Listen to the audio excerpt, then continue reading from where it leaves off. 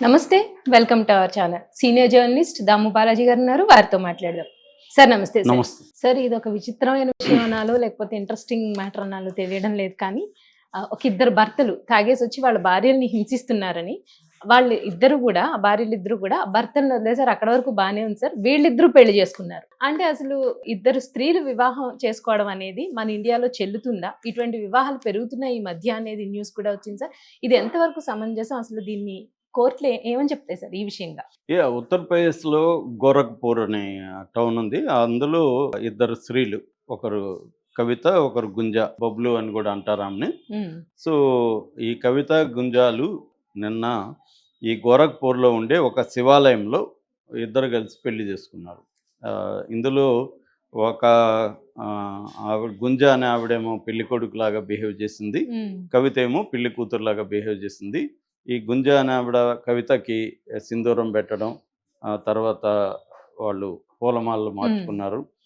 దాని తర్వాత 7 అడుగులు కూడా నడిచారు. అంటే ఒక సాంప్రదాయకమైన మగ, ఆడ మధ్య పెళ్లి ఎలా జరుగుతుందో హ్మ్. అలాగే పూజారి కూడా ఉమాశంకర్ పాండే అని ఆ శివాలయం కూడా వెరీ పాపులర్. దాన్ని హ్మ్. చోటీ కాశీ అని కూడా పిలుస్తారనమాట. హ్మ్. సో, అటువంటి శివాలయంలో పూజారి దగ్గరుండి పెళ్లి జరిపించాడు. పూజారి కూడా కన్విన్స్ అయ్యాడు. వీళ్ళిద్దరూ పెళ్లి చేసుకుంటాం అంటే ఓకే అని జరిపించాడు. ఆ గుడికి సంబంధించిన ఫార్మాలిటీస్ ఏవో ఉంటే అవన్నీ కంప్లీట్ చేసినాక ఓకే. వాళ్ళిద్దరికి పెళ్లి చేశారు. ఇది వైరల్ అయిపోయింది. హ్మ్. వైరల్ అయిపోయి మొత్తం నేషనల్ మీడియా అంతా వీళ్ళ దగ్గరకొచ్చింది. అసలు ఏంది మీరెవరు? ఏంటి? అని చెప్పినప్పుడు వాళ్ళు మీడియాతో మాట్లాడారు. అదేందంటే మా ఇద్దరి భర్తలు కూడా మమ్మల్ని తాగేసొచ్చి గత కొంతకాలం హింసిస్తున్నారు. మాకు 6 ఏళ్లకు ముందు ఇన్‌స్టాగ్రామ్‌లో పరిచయమైనాం మా ఇద్దరం. హుహు. సో, అట్లా మేము మాట్లాడుకుంటూ ఇట్లా నా హస్బెండు నన్ను తాగేసి ఇబ్బంది పెడుతున్నాడు నేను చెప్పాను. దాంతో ఆమె గూడా నా హస్బెండ్ గూడా ఇలాగే ఇబ్బంది పెడుతున్నాడు, కొడుతున్నాడు అని ఆమె చెప్పింది. ఇలాగ మేము మా బాధల్ని షేర్ చేసుకుంటూ ఉండేవాళ్ళం. ఈ క్రమంలో మేము ఏం జేయాలా? ఇట్లా వీళ్ళు మారేట్టుగా లేరు. ఏం జేయాలనుకున్నప్పుడు మాకు ఒకరి పట్ల ఒకరికి స్నేహంతో మొదలై ప్రేమొచ్చింది. సో, మనం ఎందుకు పెళ్లి చేసుకోకూడదు అని మేము అనుకున్నాం. దాన్ని ఆచరణలో పెట్టడానికి ప్లాన్ చేసుకున్నాం. ఇప్పుడు ఇట్లా వచ్చి మేము పెళ్లి చేసుకున్నాము. సో, మేము ఇక్కడే గోరఖ్‌పూర్‌లోనే ఒక రెంటెడ్ హౌస్ తీసుకొని మేము కాపురం పెడతాం. మమ్మల్ని ఎవరు విడదీయలేరు అనేది హ్మ్. వాళ్ళు చెప్పారు. సో, దీని మీద ఇంకా వాళ్ళ భర్తల రియాక్షన్ గాని, బంధువుల రియాక్షన్ గాని తెలియాల్సి ఉంది. Okay sir. ఇది ఫస్ట్ టైమ్ ఏమి కాదు. దీన్ని సేమ్ సెక్స్ మ్యారేజెస్ అంటారు. హ్మ్. ఇండియాలో ఈ మధ్య కాలంలో మొన్న గూడా ఈ మధ్య బీహార్‌లో గూడా ఇలాగే జరిగింది. ఓహ్! యాక్చువల్‌గా ఇది సినిమా గూడా 1996లో 'ఫైర్' అనే సినిమా వచ్చింది. అప్పట్లో అది చాలా వివాదం. దీపా మెహతా హుహు. డైరెక్ట్ చేశారు. అందులో షబ్నాజ్‌మి తర్వాత నందితా దాస్ వీళ్ళిద్దరూ యాక్ట్ చేశారు. హ్మ్. అందులో గూడా వాళ్ళిద్దరికి పెళ్ళిళ్ళయుంటాయి. హ్మ్. అందులో ఒక ఆమె రాధా, సీత పేర్లు గూడా. హ్మ్. ఒకరి భర్తేమో అతనికి అసలు ఈ సెక్స్ లైఫ్ ఇంట్రెస్ట్ ఉండదు. హ్మ్. అతనేమో ఆమెను తాకను గూడా తాకడు. దాంతో ఆమె ఇబ్బంది పడుతుంటది. ఇంకొక బ ఇదేమో అతనికి వేరే అమ్మాయితో అఫెయిర్ ఉండి ఈమెను నిరాదరణకు గురి చేస్తుంటాడు. హ్మ్. సో, ఇద్దరు భర్తలు వల్ల వీళ్ళు సఫర్ అవుతుంటారు. వీళ్ళ మధ్య స్నేహం ఇదవుతుంది. వీళ్ళిద్దరు మధ్య అఫెయిర్ మొదలవుతుంది. ఇది 'ఫైర్' సినిమా. ఇది యాక్చువల్‌గా ఇస్మాత్ చుగతాయ్ అని ఒక ఫేమస్ ఉర్దూ రైటర్ రాసిన కథ.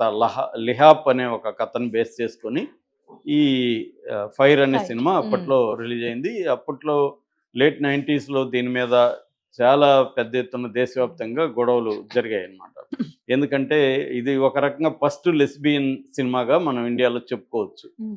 సేమ్ సెక్స్ మ్యారేజెస్ అంటే లెస్బియన్‌ల మధ్య వచ్చేదాన్ని స్క్రీన్ మీద చూపియడం అనేది కొంత ఎరోటిక్ సీన్‌లు కూడా తీశారనమాట.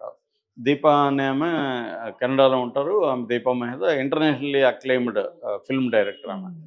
సో, ఆమె తీసిన సినిమాలు ఇక్కడ కొన్ని వివాదాస్పదమైనవి. అందులో ఇది ఫస్టనమాట. అలాగా ఆ సినిమా వచ్చి 96లో వచ్చింది. దాని తర్వాత నుంచి ఇక్కడ ఏం జరుగుతుందంటే మామూలుగా ఇలాంటి మ్యారేజెస్ అన్నిటిని గూడా ఎల్‌జిబిటిక్యూ+ అని పిలుస్తారు. ఒక కమ్యూనిటీ. హ్మ్. ఎల్‌జిబిటిక్యూ+ అంటే అర్థమైందంటే ఎల్ అంటే లెస్బియన్, జి అంటే గే, బి అంటే బైసెక్సువల్, టీ అంటే ట్రాన్స్‌జెండర్, క్యూ అంటే క్యూర్ ప్లస్ ఇంకా రకరకాలు. అంటే సెక్సువల్ ఓరియంటేషన్ అంటారు. ఒక మగవాడు మగవాడిగా ఫీల్ అవ్వడం, స్త్రీ స్త్రీగా ఫీల్ అవ్వడం, వీళ్ళిద్దరి మధ్య అట్రాక్షన్ గాని, సంబంధం గాని, పెళ్లి గాని ఏర్పడడం అనేది సో కాల్డ్ నేచురల్ అని సమాజం అనుకుంటది. కానీ దీనికి భిన్నంగా మన సమాజాల్లో ఈవెన్ మన పురాణాల్లో కూడా ఇట్లాంటి అనేక సంఘటనలు ఉన్నాయి. స్త్రీ పురుషుడు పట్ల అట్రాక్ట్ అవ్వడం ఇలాంటివి. సో అలాగా ప్రతి దేశంలో కూడా ఇలాంటివి ఎప్పటి నుంచో హిస్టారిక్గా కూడా ఉన్నాయి. ఈ మధ్య కాలంలో బాగా ఓపెన్ అయినాయి. ఎందుకంటే డెమోక్రసీ సమాజాల్లో హ్యూమన్ రైట్స్ అనేవి వెరీ ఇంపార్టెంట్. వీళ్ళు కూడా హ్యూమన్ బీయింగ్స్, వాళ్ళకి నచ్చినట్టుగా సెక్సువల్ ఓరియంటేషన్ ఉంటారు. ఒక అబ్బాయిని ఇష్టపడడం, సెక్సువల్గా వాళ్ళిద్దరూ కలవడం తప్పెలా అవుతుంది అన్న ఆర్గ్యుమెంట్స్ ఉన్నాయి. నేచురల్ అని మీరెలా చెప్తారు దాన్నే నేచురల్ అని. ఈవెన్ ఫ్రాయిడియన్ థియరీ కూడా మ్యాన్ ఈజ్ బైసెక్సువల్ అంటాడు ఫ్రాయిడ్. అంటే ప్రతి మనిషిలో కేవలం మగవాడే తత్వమే ఉండదు, స్త్రీ తత్వం కూడా ఉంటుంది. అలాగే స్త్రీలో కూడా మగతత్వం కూడా ఉంటుంది. కంప్లీట్ స్త్రీ అని చెప్పలేం. స్త్రీ పురుషులు అనేది కూడా సమాజం వీళ్ళని కన్స్ట్రక్ట్ చేసుకుంటూ వస్తుంది. అంటే బయలాజికల్ దాన్ని కన్స్ట్రక్ట్ చేసుకుంటూ వస్తుంది. కొంతమంది మేల్ బాడీలో ఫిమేల్ మైండ్ ఉంటుంది, ఫిమేల్ బాడీలో మేల్ మైండ్ ఉంటుంది. వాళ్ళు మేల్ లాగా ఫీల్ అవుతారు. ఫిమేల్ బాడీలో మేల్ లాగా ఫీల్ అయినప్పుడు వాళ్ళు ఫిమేల్ని అంటే ఇష్టపడతారు. అట్లాగే రివర్స్లో మేల్ బాడీలో ఫిమేల్ ఉంటారు. ఎక్కువగా మనకు కనబడేది వీళ్ళని ట్రాన్స్ ఉమెన్ అని పిలుస్తారు. సో ఆ ట్రాన్స్ ఉమెన్ అంటే ఒకప్పుడు మేల్ బాడీ ఉంటుంది, వాళ్ళకి ఫిమేల్ మైండ్ ఉంటుంది, వాళ్ళకి అబ్బాయిల పట్ల అట్రాక్షన్ ఉంటుంది, స్త్రీగా ఫీల్ అవుతుంటారు. సో వీళ్ళు తర్వాత మేల్ బాడీని భరించలేకపోతారు. అందువల్ల వీళ్ళు సర్జరీస్ కూడా ఇప్పుడు మోడర్న్ టెక్నాలజీ వచ్చినాక సర్జరీస్ వచ్చి కంప్లీట్గా ఫిమేల్ లాగా మార్చేసే టెక్నాలజీస్ వచ్చాయి.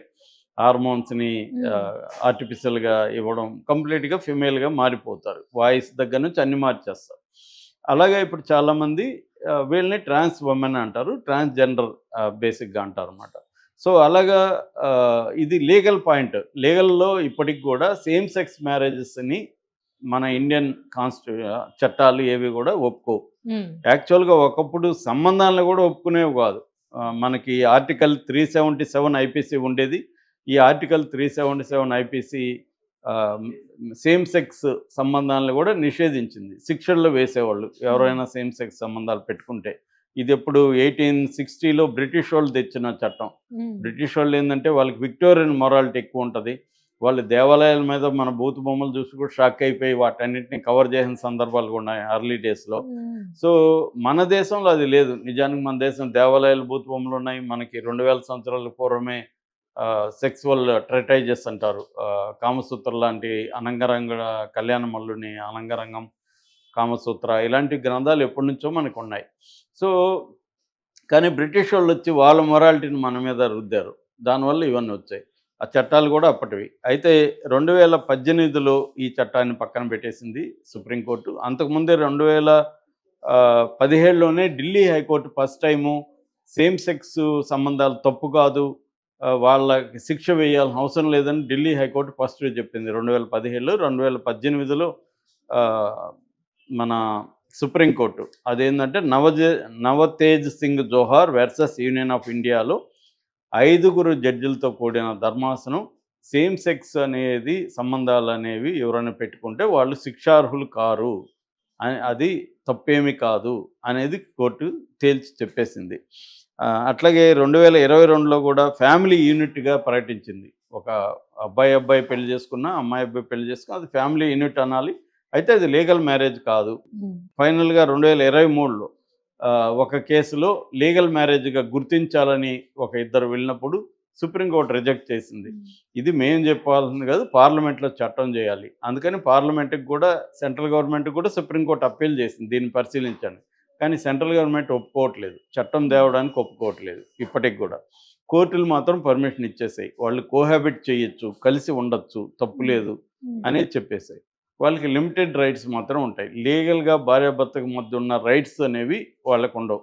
అంటే రేపు పొద్దున ఇప్పుడు ఒకరు చనిపోతే వాళ్ళ ఆస్తి వీళ్ళకి రావడము, భరణము, ఇట్లాంటి భార్యాభర్తలకు ఉండే హక్కులు ఉంటాయి కదా, అవేవి కూడా ఈ జంటలకు ఉండవు లీగల్గా. కాకపోతే కలిసి ఉండొచ్చు, ఇది నేరం అయితే కాదు. అందుకని ఈ మధ్యకాలంలో అబ్బాయిలు పెళ్ళిళ్ళు బాగా పెరిగాయి, అమ్మాయిలు పెళ్ళిళ్ళు పెరిగాయి. దీని మీద లిటరేచర్ వస్తుంది.